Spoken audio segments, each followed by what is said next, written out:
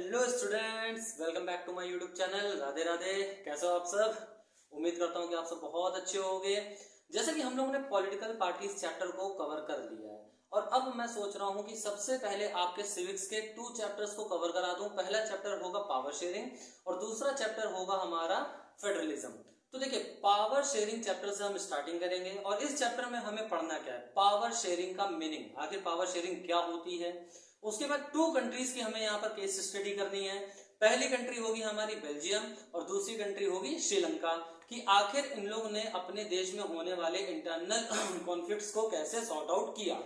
तीसरा हम यहाँ पर पढ़ने वाले हैं why power sharing is desirable, आखिर पावर शेयरिंग जरूरी क्यों है। और चौथा हम पढ़ेंगे फॉर्म्स ऑफ पावर शेयरिंग। तो देखिए, सबसे पहला पार्ट मैं अभी आपको बताता हूँ, पावर शेयरिंग का मतलब क्या होता है। 2 वर्ड हमें यहाँ पर देखने को मिल रहे हैं, पावर शेयरिंग। पावर का मतलब अथॉरिटी, किसी चीज के ऊपर आपका डिसीजन लेने का क्या हो, हक हो, वो होती है पावर, सीधी सी बात है। और शेयरिंग का मतलब क्या है, जब आप अपनी पावर को क्या करते हो, बांटते हो। फॉर एग्जाम्पल, आपके घर में एक बर्थडे हो रहा है, बर्थडे में आप अकेले पूरा भार अपने ऊपर ना लेके क्या कर सकते हो, अपने घर में आप अपने भाई को, बहन को कुछ ना कुछ काम दे सकते हो। बहन को जैसे खाना बनाने का दे दिया या डेकोरेशन का दे दिया, भाई को बोल दिया मार्केट का काम तुम देखोगे, है ना, आप पूरा मैनेज कर रहे हो चीजों को। तो एक तरीके से क्या हुआ, बट गई चीजें। इसी तरीके से पावर को क्या किया जाता है, बांटा जाता है, शेयर किया जाता है। पावर शेयरिंग का मतलब ये होता है बेसिकली। पावर शेयरिंग आपकी डेमोक्रेसी कंट्री का बेसिस है दोस्तों। क्यों है बेसिस डेमोक्रेसी कंट्री का? देखिए, डेमोक्रेसी में आपको देखा होगा, आपने जितनी भी कंट्रीज में डेमोक्रेसी है वहां पर आपने देखा होगा, किसी एक व्यक्ति के हाथ में या किसी एक इंस्टीट्यूशन के हाथ में पूरी पावर नहीं होती। ठीक है, डेमोक्रेसी में पावर जो आपकी शेयर की जाती है वो हमेशा डिफरेंट ऑर्गन्स ऑफ गवर्नमेंट के बीच में क्या करी जाती है, शेयर की जाती है। फॉर एग्जांपल, लेजिस्लेटिव जो कि कानून बनाता है, हमारे देश में जैसा होता है। दूसरा एग्जीक्यूटिव जो कानून का पालन कराता है। और तीसरा क्या है, जुडिशरी, जो क्या करती है, कानून की रक्षा करती है। हमारे देश में भी देखिए पावर का क्या है, शेयरिंग है।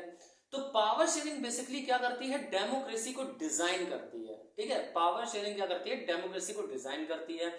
उम्मीद करता हूं कि अभी मैंने आपको इतना जो समझाया बहुत अच्छे से समझ में आया होगा। बाकी के पार्ट्स जो हम लोग पढ़ेंगे, खासतौर से बेल्जियम और श्रीलंका के बारे में, जिसमें हम लोग को एथनिक कंपोजिशन पढ़नी पड़ेगी बेल्जियम की, और बेल्जियम का एकोमोडेशन का मॉडल पढ़ना पड़ेगा। क्वेश्चंस बनते हैं इनसे बोर्ड एग्जामिनेशंस में। ठीक है, तो अब हम लोग जो है नेक्स्ट वीडियो में इनके बारे में जानेंगे। और आपसे एक क्वेश्चन मैं पूछना चाहता हूं कि बच्चों जरा बताइए कि आपको पावर शेयरिंग का मतलब समझ में आया या नहीं, यस और नो कमेंट करिएगा। और दूसरी चीज, क्या मैं हाफ ईयरली के लिए आपको हर चैप्टर के हिसाब से इंपॉर्टेंट क्वेश्चन या इंपॉर्टेंट टॉपिक की एक अलग वीडियो बनाना चालू करूं? अगर आप चाहते हो तो कमेंट में यस करिएगा। फिलहाल अभी तक मैंने आपको अपना इंट्रोडक्शन नहीं दिया, तो मैं बता दूं, मेरा नाम सत्यम कुमार भारती है।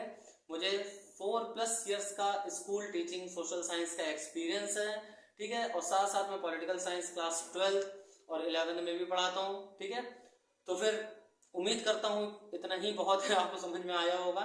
खैर, आप कमेंट में बताइए कि अब जो है आपको हाफ ईयरली एग्जामिनेशन के लिए एक स्ट्रैटेजी चाहिए या नहीं चाहिए। तो मिलते हैं फिर दोस्तों नेक्स्ट वीडियो में। राधे राधे।